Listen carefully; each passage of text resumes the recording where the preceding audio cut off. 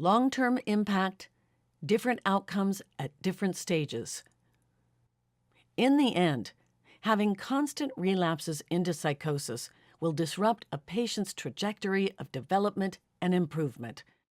Every time a patient relapses and is possibly hospitalized, they lose time that would have been typically spent in work or school or developing healthy relationships. Their symptoms become toxic at a functional level and worsen over time. The patient can even face resistance to their medical treatment, as the rigidity of their response to medication, along with their system of beliefs, breaks down.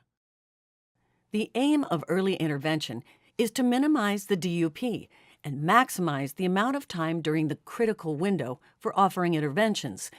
This concept of the critical window refers to a period of roughly 3 years since the first display of symptoms, when interventions, both pharmacological and psychological, can have the greatest impact. We see similar patterns in other chronic medical conditions like diabetes, hypertension, and cancer, where early screening and detection lead to better treatment responses and less functional impact. Recall that a DUP of more than a year can create significant risk for relapse later in the patient's life.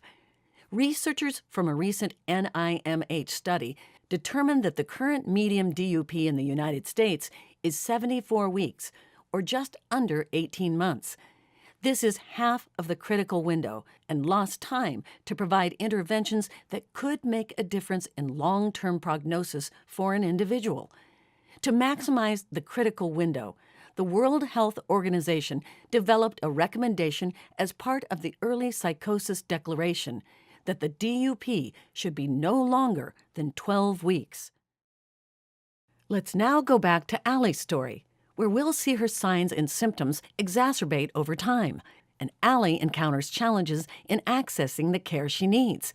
Allie has been experiencing her symptoms for 12 weeks.